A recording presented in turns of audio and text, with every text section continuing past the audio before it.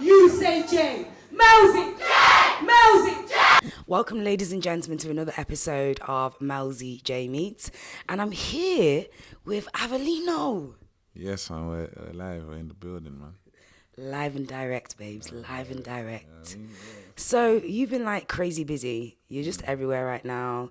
You dropped your album last year. No Bullshit. Why did you name it No Bullshit? Because obviously it's not bullshit on the album. So why did you name it that? You know, what it was is like, it's just like a raw and uncut example or exhibition of who I am and what I do.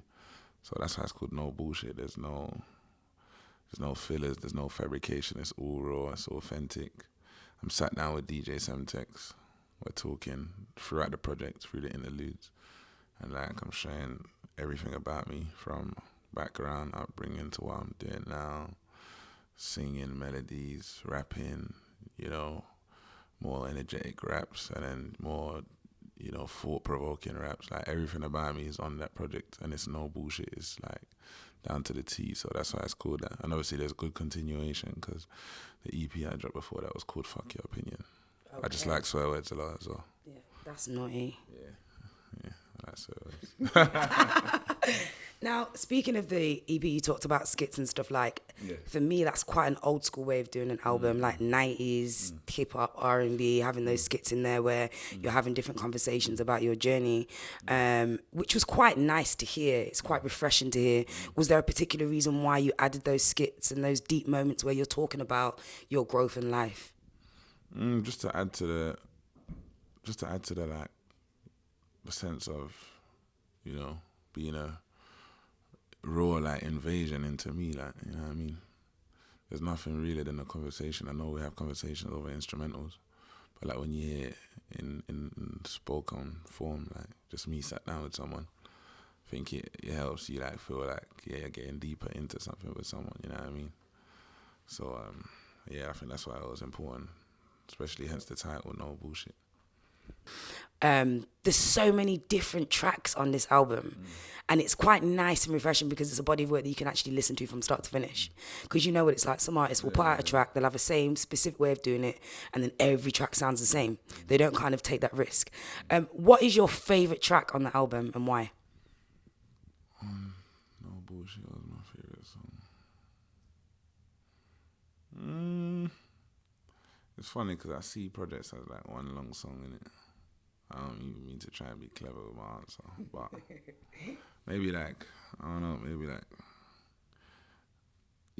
like Sweet Love or something. I love Sweet Love. I mean, Love. yeah, maybe like something like that. Okay. Kind of like So melodies and shit. Yeah.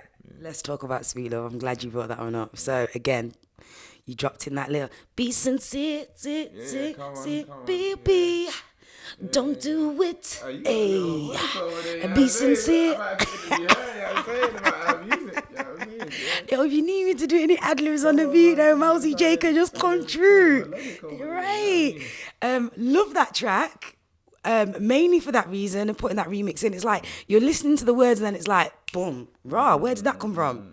Tell us about that track. I was in the studio with MJ Cole, who made obviously the Be Sincere song that you're singing just now, and he gave me the blessing to use the sample for that song and just made something out of it, and that was the song we made. So who is that song about? Sweet Love. Yeah, because you're obviously talking about somebody. Give us the tea, man. Give us the tea. Who was it? Was it a girl? Was it, you know, someone that you dated like a while ago? Was it someone that you're preeing right now?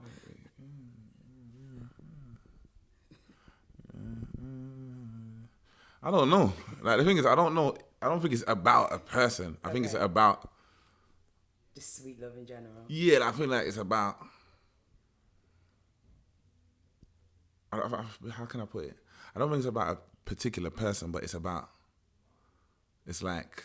You're taking us on a journey of love, though, aren't you? So it's kind of like you're kind of almost. Yeah, you're looking for someone.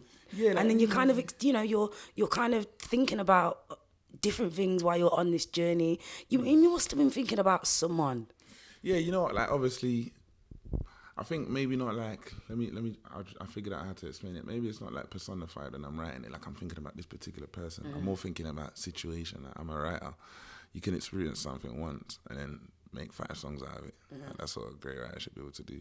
Or your friend can go through something and you can make a song out of it. You know what I mean? So yeah, like I just try to make that scenario of like, I don't know, talking to a girl in that way timeless. You know what I'm saying? Like, if you're here in 10 years, you might be in that same scenario. You're like, raw babe, man. You know what I'm saying? Be my sweet, when I need love. You know what I mean? So that's what it is, really. Yeah. So moving on to another track that I like, You Can Stand Up, was really a emotional and inspirational track for me. Stand up. No matter what they tell you can stand up. I'ma turn up on you, you ain't turn up. Gun fingers in the air, cause the youth to my gunners. I felt like you was talking to the youngers, you was talking to the man them, you was talking to the boys. And I find with your music, it's very much a message. There's always a message, some form of a message in there. Tell us about that track. You Can Stand Up was like produced by my friend Jason. And it came quite organically. I didn't plan to go studio and make it. We just made it. And then he started playing these strings that come in. And I just kept hearing Dave. Because he dropped a freestyle 2 birds, 1 stone at the time. It was over a Drake beat. And I kept hearing Dave. And when that happens to me, I don't holler the person straight away. I just see if I keep hearing that person. And I kept hearing Dave. So I just hit him up and said, yo, I got something for you. Yeah, so went to the studio and, he wrote a dope verse and we done the video. So, yeah. So I want to talk about another track, Origami. Now, the question that I'm going to ask you is not going to relate to the track whatsoever, but origami sounds like a dish. Okay, it sounds like a dish. Like, what would you like? I would like some origami. What kind of dish does it sound like to you? I wanted to ask you that question because I heard you're struggling in the cooking department. I ain't struggling because I'm not trying. Well, that means you can't cook. You can't cook and you won't cook. You can't cook, man, trust me. But, nah, I'm not struggling. Like I said, if you're only struggling if you're trying, I ain't even trying. It's just I'm not at home, innit? I'm out doing stuff. And I go home, I'll go sleep. Because by the time, I don't live close to where I work, so I would have went out somewhere to eat or something. Not saying I shouldn't. I'll learn how to cook. I can make a little potato or something and a salmon. And, you know what I'm saying? That's carb, though. Yeah, that's like a functional meal, like a salad. And, that's a functional meal. We're not talking about functional right now. We're from a Caribbean and African descent, and we have to learn how to cook and roll up tutu dumpling and rice and peas and a thing. You know what I mean? Like, what if you meet someone and she can't cook? What are you gonna do? If I meet someone and she can't cook, obviously it's mad, but it's life, innit? I can't say nothing. I can't do it myself. I'm just too busy trapping, just music. Going up and down, just doing this stuff. Like it's 24/7. Give your life to it. You know what I mean? So obviously, it's a beautiful life skill. And if I meet someone that can't do it, obviously that's not. You accepting that? Boy, no choice. Obviously, I don't want that, but you can't. What can I say, innit? Like, what can I say? It's like me having youths and telling my youths to go. You have to get a degree, and I don't even have one myself. So I'm saying same thing. I hear you. So, obviously, you're currently on tour. You're going on tour next week. Yeah. Manchester, London, and Birmingham. What took you so long? To tour? I don't know. You just want to know that you're able to, you know what I'm saying? Just want to know you're able to. And I'm not too sure. I'm not always in the studio. I'm a studio-based artist, so all the other stuff like that I'm learning now that I'm paying attention to like, actively working on now have like come late to me because I didn't come into music for business. I came into music to make music. But like at the same time, I've got a responsibility to, expand Avelino as much as possible because, I'm my own boss and and the fans deserve great music, and I want to make sure that audience grows and grows as big as possible because I've got a job to do, just to give the world quality music. And you definitely are giving us quality music, 100%. Talking about quality music, you tweeted the other day. You're tweeting these days. I'm like, whoa, okay, whoa. I'm like, man's out here tweeting, and I was like, okay. So you tweeted something along the lines of, there's a lot of mediocre music out there at the moment. Can you expand on that for us? Nah, just listen to what's going on. Do you think that we're in a generation now where like music, you can have a catchy song, it will go viral, then you can pop off and drop another song, then you might want to do a little 5-6 tracks on an EP, then you can create a career out of it. Whereas you've got other artists that are like, they've honed their craft, they're digging deep, they're talking about their experiences, their parents' experience, and it's more music rather than commercial, this is going to bang. How does it feel for you as one of those artists that are putting 150,000% into their body of work? Because it seemed like, you're like, yo, everyone's out there mediocre. He said it. Not everyone. A few. There's a lot. Not everyone, because like at the same time, you put out a tune that goes viral doesn't mean that it's not good because it went viral. Like, there's some stuff. You know what I'm saying? That's quality. Not everything out there's trash. Like, I'm a fan of a lot of the music, a lot of these artists. So I wouldn't know how to put it in a nutshell. I just said that because I was listening to some crap. But in general, everyone's different. Like, for every, you got Kendrick Lamar, but you still need Future in your trap mix. You know what I'm saying? You still need that. Like, everyone's got their role to play. Like, you got your J. Cole, but you still need like the other guys. When I'm going out, like, and Little Baby comes on, it's a jumpy place.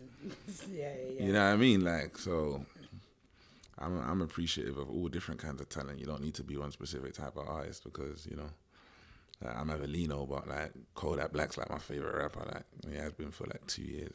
You know what I mean? Or, for example, you know what I mean? Yeah. Or, so, yeah, I think everyone has a role to play, whether there's qualities in different things. Like, you don't need to do mad bars and stuff for me to rate it. My playlist is like, what's on my playlist right now? Like, love Wizkid and Afrobeats, yeah, crazy. Yeah, like, that's mad talent. Yeah.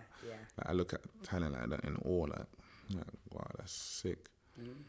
So I don't think everyone has to be like deep or provoking for me to rate you. Like, what am I gonna do when I'm turning up? You know what I mean? What am I gonna do? And I'm rolling the whip. You know what I'm saying? Like, everyone's got a role to play, so I'm appreciative of all talents, different talents. You just think the music game maybe needs to up a little bit? We need better quality music? I don't think so. Nah, there's just some shit out there. Okay. I don't think there's quality, but there's some shit. That's all. I'm just gonna be like, you've heard shit. That's bullshit. Like, we've heard this, but there's quality. I don't think that there needs to be some kind of change. No. If you like the shit, you like the shit. Okay. You know what I mean? You like what you like. And it's I'm only a man with an opinion. I might think something's terrible and it's terrible is terrible, to be fair. But, but that doesn't even matter. Like, we don't even focus on the terrible. Just go and listen to what you like. I think at the time I might have been listening to the radio or something, so it's like I couldn't avoid it. But in general, just if you don't like it, someone could have just said to me, if you don't like it, slap on your Bluetooth and they're right. True facts. So it seems like all of the UK rappers are cuffing themselves this season. They're getting in relationships. All of them. They're, Krept and Conan, they've got girlfriends. Mo Stack, he's got a girlfriend. Mist, he's got a girlfriend.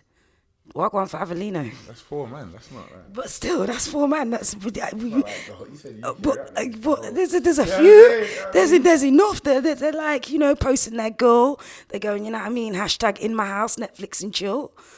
Are you gonna be going in that same direction this winter, or?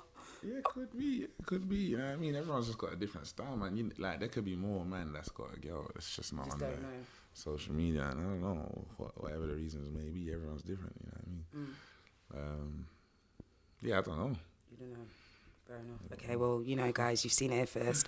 Avelino's just confirmed he's single, so if anybody's... I ain't confirmed anything.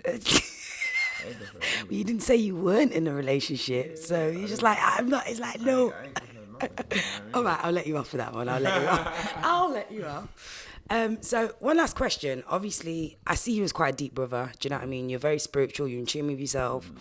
You must see a lot of, especially our young boys, going through a madness right now. And, you know, it's heartbreaking for me to see. I'm sure it's the same for yourself. But I do hear a lot of your music, your references to certain struggles that we face as people. It's obviously Black History Month, you know.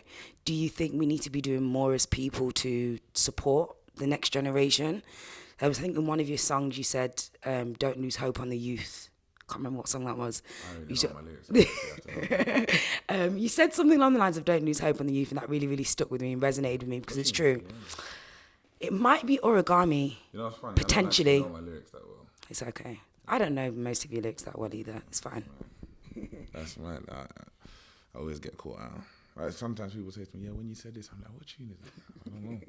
You know what I mean? I actually don't know, man, because there's so much lyrics you make, and I write it all in my head as well. Like, you know what I mean? Do you? Yeah. So it's like it's not like I've read it before, and it's a picture in my head. It's just like gone. So you don't even write it down on paper? Nah, never. So is that because you don't want no one to steal your lyrics? No, it's not because I have like a just the way I create. I have a problem with like obviously I can read. I got like A's in GCSE English in it, but I got C's. I have a problem with like reading and writing. Like it's either like, I think it's with how I work. It's creatively. It's either be free or that just makes me feel like I'm doing homework or something like. And I didn't like school. I didn't like schoolwork. I wasn't good at doing homework and shit. And classwork, I just wasn't good at anything. My engagement levels was very bad. I've got a problem with it. So like, if you ask me to write a song, give me a pen and paper or something to write on. Probably take me 2-3 days. Okay. You know what I'm saying? Probably take me a week. It'll take me I don't know how long, but you know, if you let me just be free, and, you know, we can make a few songs in a day. Yeah. Wow. Well, it's been so really, really good chatting to you. What are you looking forward most about touring? Because that's the next big thing for you, besides obviously doing cooking lessons, but you know. You know, the cooking lessons, it's what it is, you know what I mean? It's like, I feel like if I put my mind to it, anything can be done. We could make it happen, man. Like Master Chef and all that. Yeah, you know what I mean? That's what I'm saying. Get Jamie Oliver to show you how to do the jerk rice. Nah, I'm not feeling Jamie Oliver's cooking. No offense. I don't know. Sorry, Jamie. I don't know. I've tried on the two things. Everyone's different, man. I just like different food, not Jamie's. But yeah, do you know what I look forward to the most is like I've got a few ideas for like the production of the stage and that. I just look forward to like seeing that come to life. You know what I mean? And trying to give a high level performance. You know, because being a great artist isn't just about being a great artist in the studio.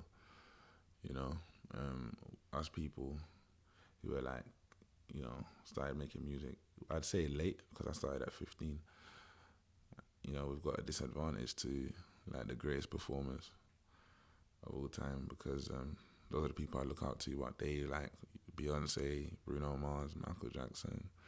They've been doing this since they were 5. Yeah. So man's automatically almost conditioned to be like 15 years behind them man there. Yeah. So we need to do like even more work in terms of getting to that higher level. So, you know, yeah, I just look forward to just trying to increase my attention to detail and making sure that the show's an amazing show. Excellent. I'm sure you're going to do an amazing show. I'll be there like, It's going to be a jumpy place. It's going to be a jumpy place. Exactly. Dab on them. There's a couple of dabbing tracks in there. Bosie. I love Bosie. But wait, no. Fine. So fine. Yeah. Can I just quickly talk about that, yeah? When I first heard it, my brethren from Leeds brought it to me. She's like, have you heard that new track with Avelino? And I haven't heard it. Yo, this track's a banger, like some New York American trap shit. Like, what the fuck? She put it on and she's like, hey. She's like, hey. I'm like, whoa. Yeah. Yeah, nah, also because Kuchi Point noticed the American champ, because the producer's Cassius J. Okay. From Atlanta. It's an amazing producer. He does like Migos, Cardi B, Young Funk, all of that. So I managed to get in the studio with him for a couple of days. And yeah, I love the song. Heidi's my good friend. I've been my friend for ages, like years and years and years. So it's like... Talented. He's a long guy, man. Like, we only got one tune, bro. You know what I'm saying? Like, only just now, he's one of my favorite artists in the UK. And anyone ever asks me who's my favorites, he's in the list always. So yeah, we should have more stuff coming. Definitely, because that voice there is like, ooh, high and shit, so high. So fly. It's just mad. It's great. He's a mad man. It's a great talent. That's one of the best talents I've come across. Well, thank you so much for the interview today. That's it, guys. We out. Melzy J Meets with Avelino. Peace out. A-Town. Great. Did you get that? I say Melzy, you say J. Melzy, J! Melzy,